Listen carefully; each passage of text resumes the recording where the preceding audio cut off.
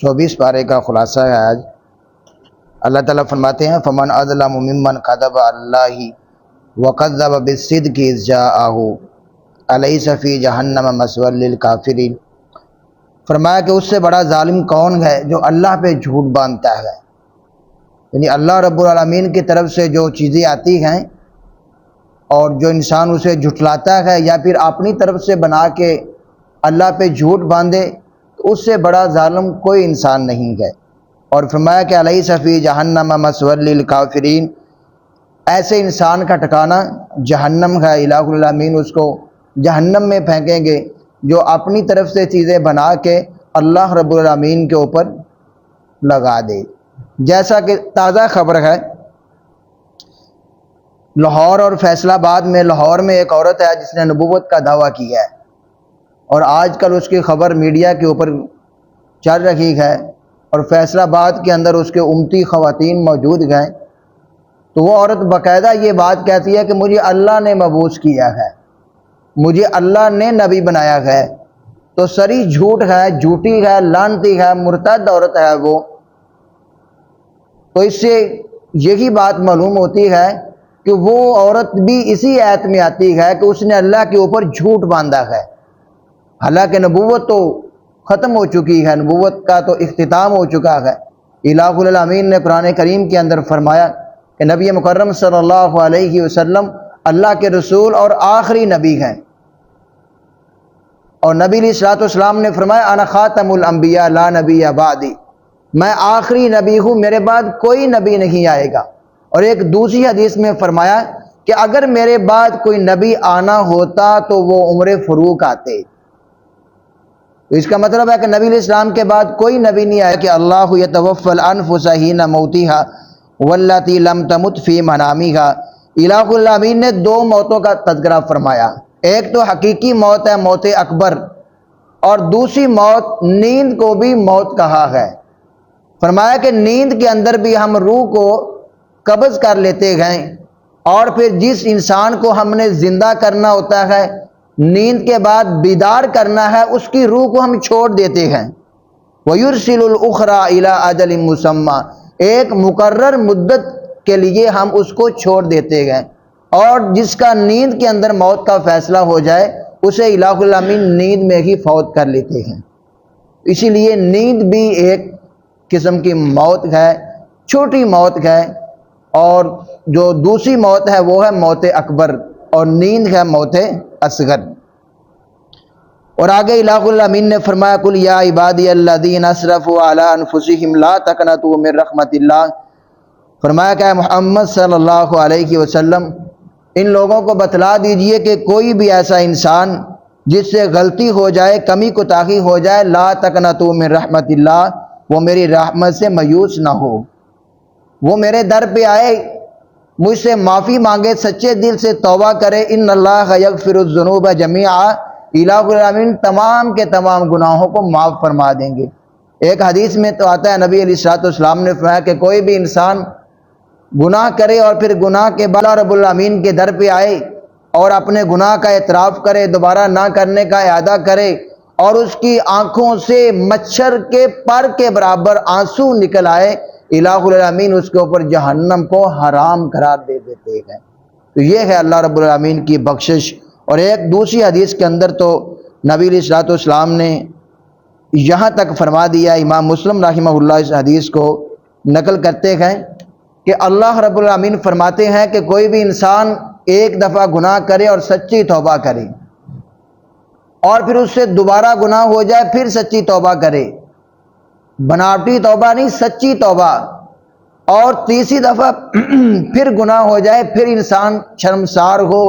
شرمندہ ہو، سچی اور پکی توبہ کرے، تو اس کے بعد الہ العالمین فرماتے ہیں کہ اے میرے بندے، اب زندگی میں جب بھی تجھ سے گناہ ہوگا مجھ سے توبہ کرنا، میں تجھے معاف فرما دوں گا۔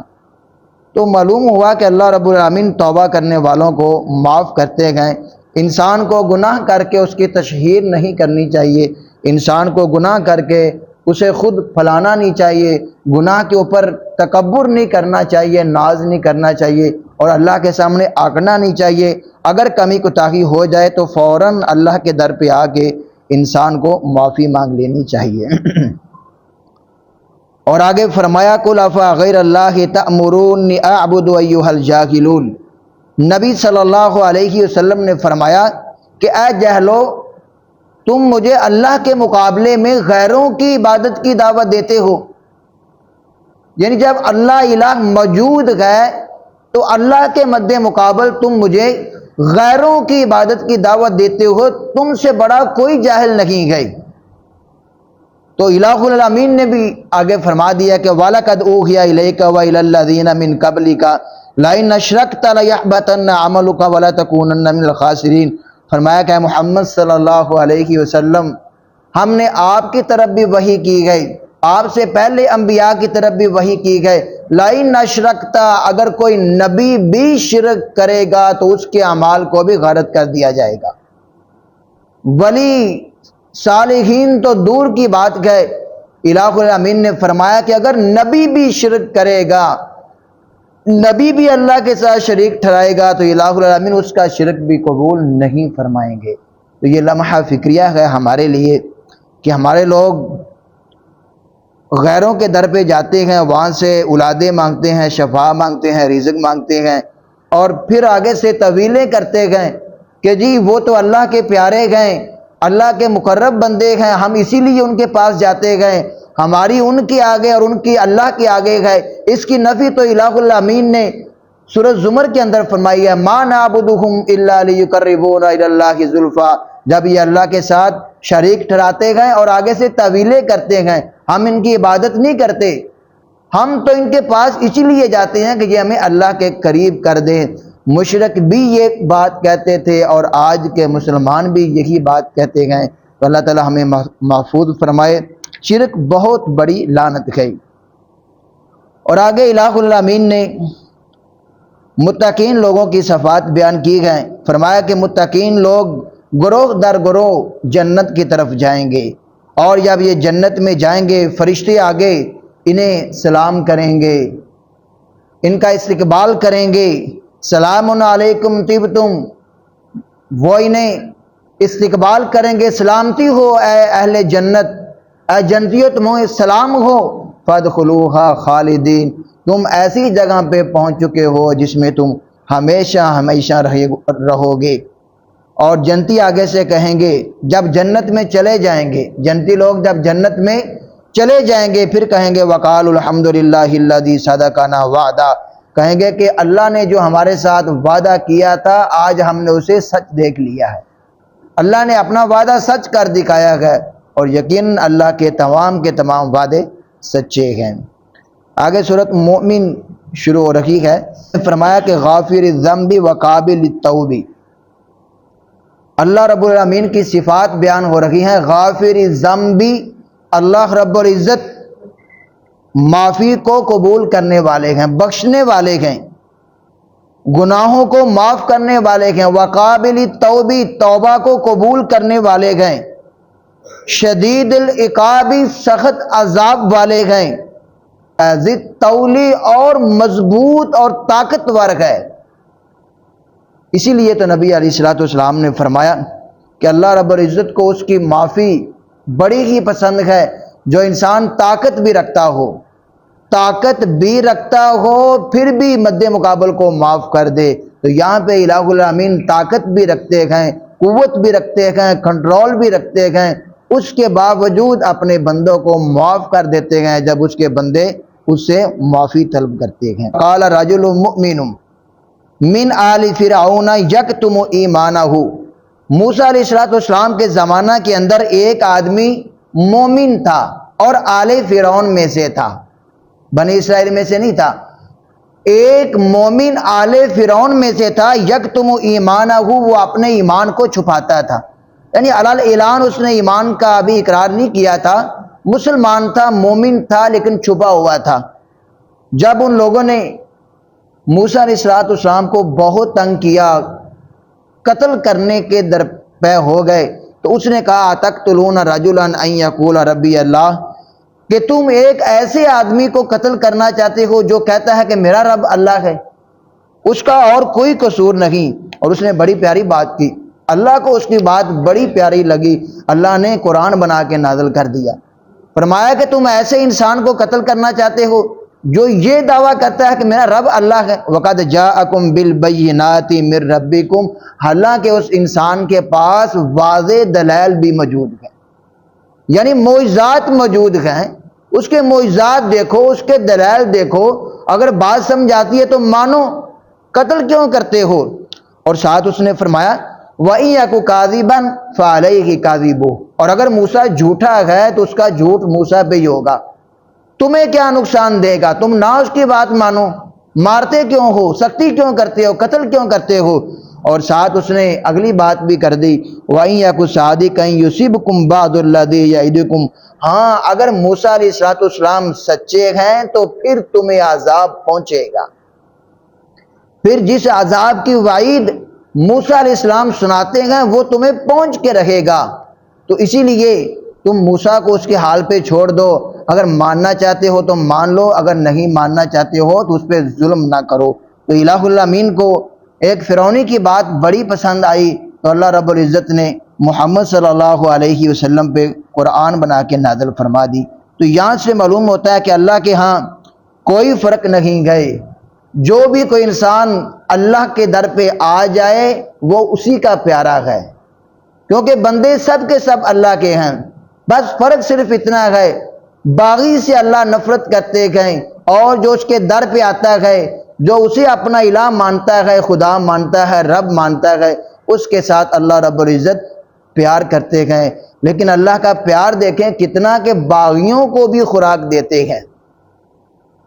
مشرکوں کو بھی اولاد دیتے گئے،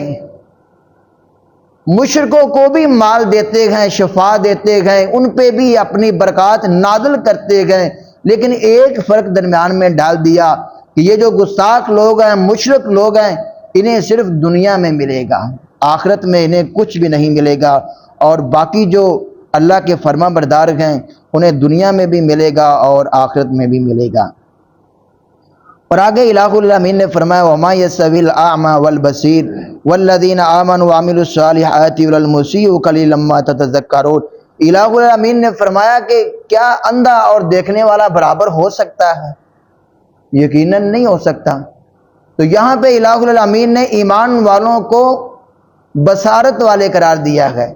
کہ جو مومن ہیں، جو توحید پرست ہیں، وہ بصیرت والے ہیں، وہ آنکھوں والے ہیں،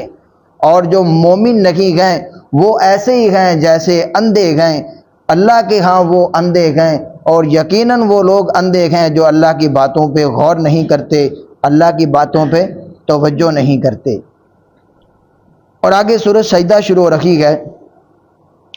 سورہ سجدہ کے اندر آیا کہ حامیم تنزیل من الرحمن الرحیم، کہ یہ قرآن کریم رحمان اور رحیم کی طرف سے نازل کیا گیا ہے۔ کتاب فصلت، اس سورت کا نام سورہ فصلت بھی ہے، حامیم سجدہ کو سورہ فصلت بھی کہتے ہیں۔ سورہ فصلت اسی لیے کہتے ہیں کہ فصلت کا مطلب ہے کہ ایسی کتاب جو فصاحت کے ساتھ بیان کی گئی ہے، تفصیل ہے اس میں، فصاحت ہے، بلاغت ہے، کیونکہ عربی لوگ بلاغت کو، فصاحت کو بڑا پسند کرتے تھے۔ تو اس قرآن میں عربوں کی فصاحت کا توڑ ہے کہ قرآن کے ساتھ جب عربوں نے مقابلہ لگایا تو قرآن جیت گیا۔ ہر سال ان کا میلہ لگتا، اس میلے کے اندر شعر و شاعری ہوتی، قصیدے لکھتے۔ تو ایک دفعہ نبی صلی اللہ علیہ وسلم نے بھی فرمایا کہ اس دفعہ اس میلے پہ قرآن کی صورت بھی لکھی جائے گی۔ تو صحابہ نے جا کے انا اعطیناک الکوثر لکھ دی۔ تو جو منصف تھے، انصاف کرنے والے بڑے بڑے ادیب، وہ سارے شعر پڑھتے آئے، جب انا اعطیناک الکوثر پہ آئے تو کہنے لگے کہ یہ کسی بشر کا کلام نہیں ہے، یہ کسی انسان کا کلام ہو ہی نہیں سکتا،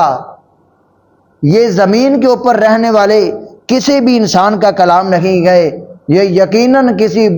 بڑی ہی بزرگ ہستی کا کلام ہے، یقیناً اللہ رب العزت بہت ہی بزرگ ہستی ہے۔ اور آگے فرمایا وقال الذین لا تسمعوا لهذا القرآن والغوا فیہ لعلکم تغلبون، کافر کہا کرتے تھے کہ جب محمد قرآن پڑھے تو شور کرو، جب محمد قرآن پڑھے تو شور کرو، لا تسمعوا لهذا القرآن، تاکہ تم قرآن کو سن نہ سکو۔ جب قرآن کو سنو گے نہیں تو تمہارے اوپر کچھ اثر نہیں ہوگا۔ اور دوسرا ان کا مقصد یہ تھا شور کرنے کا کہ جب محمد قرآن پڑھے تو شور کرو، جب ہم ریگولر شور کریں گے تو محمد قرآن پڑھنا ہی چھوڑ دیں گے۔ الذین قالوا ربنا اللہ ثم استقاموا تتنزل علیہم الملائکہ، فرمایا کہ جو بھی کوئی انسان یہ کہہ دے کہ میرا رب اللہ ہے اور پھر اس کے اوپر استقامت اختیار کرے، پھر اس کے اوپر ڈٹ جائے، قائم ہو جائے، تو فرمایا کہ اس کی طرف فرشتے نازل ہوتے ہیں یہ خوشخبری دیتے ہوئے کہ آج کے بعد تمہارے اوپر کوئی خوف نہیں گئے، کوئی غم نہیں گئے، اور تمہیں جنت کی بشارت ہے، وہ جنت جس کا تمہارے ساتھ وعدہ کیا گیا ہے۔ نحن اولیاؤکم فی الحیات الدنیا وفی الآخرہ، وہ فرشتے خوشخبری دیتے ہیں کہ اللہ کی طرف سے یہ تمہارے لیے خوشخبری ہے کہ ہم تمہارے دنیا کے اندر بھی دوست ہیں اور آخرت میں بھی دوست ہیں۔ وَلَكُمْ فِيهَا مَا تَشْتَهِي أَنفُسُكُمْ وَلَكُمْ فِيهَا مَا تَدَّعُونَ، اس جنت کے اندر تمہارے لیے ہر وہ چیز ہے جو تم خواہش کرو گے، جو پسند کرو گے۔ وَلَكُمْ فِيهَا مَا تَدَّعُونَ، اور اس جنت کے اندر ہر وہ چیز تمہیں مل جائے گی جو تمہارے ساتھ وعدہ کیا گیا ہے۔ تو معلوم ہوا کہ ایمان لانے کے بعد استقامت بھی ضروری ہے۔ مسائل بہت آئیں گے، برادریوں کے مسائل بھی آئیں گے، بے شمار مسائل آئیں گے، لوگ تانے بھی دیں گے، سب کچھ کریں گے، لیکن انسان کو استقامت اختیار کرنی چاہیے۔ آخر میں اللہ رب العالمین نے فرمایا من عمل صالحا فلنفسہ، جو بھی کوئی انسان نیک اعمال کرے گا، جو کوئی انسان نیک عمل کرے گا فلنفسہ ہی، اس کے نفس کو ہی اس کا فائدہ ہے۔ ومن اساء فعلیہا، اور جو کوئی انسان برے عمل کرے گا اس کا بوجھ بھی اسی کی ذات کے اوپر۔ کسی پہ احسان نہیں کرتا، ہم نے تراویحیں پڑھی ہیں، ہم نے کسی پہ کوئی احسان نہیں کیا، اگر ہمارے نیک عمل کرے وہ کسی پہ احسان نہیں ہے، کسی پہ کوئی اس کا بوجھ نہیں ہے، اس کی ذات کو اس کا فائدہ ہے۔ ومن اساء فعلیہا، اور جو کوئی انسان برا عمل کرے اس کا بوجھ بھی اسی کی ذات پہ ہے۔ وما ربک بظلام للعبید، ہاں الہ الامین نے ایک اصول بیان کر دیا، فرمایا کہ تمہارا رب ظلم نہیں کرے گا، اللہ ظلم نہیں کرے گا، جو نیکیاں کرے گا اسے صلہ ملے گا، اسے اجر ملے گا، اور جو برائی کرے گا اسے عذاب ملے گا، اسے سزا ملے گی۔ وما ربک بظلام للعبید، الہ الامین ایسے نہیں کریں گے۔ ایک انسان ساری عمر نیک اعمال کرے اور اسے اٹھا کے جہنم میں پھینک دے، اور دوسرا انسان ساری عمر شرک کرے اور اسے اٹھا کے جنت میں پھینک دے، ایسا کسی کے ساتھ بھی نہیں ہوگا۔ جیسا ہم کریں گے وہی اجر ہمیں ملے گا۔ ہاں بے شمار ہماری چیزیں ایسی ہوں گی جن سے درگزر بھی کیا جائے گا۔ اللہ رب العزت سے دعا ہے کہ الہ الامین ہمیں سمجھنے کی توفیق عطا فرمائے۔ واقول قولی ھذا استغفر اللہ لی ولکم ولسائر المسلمین والحمد للہ رب العالمین۔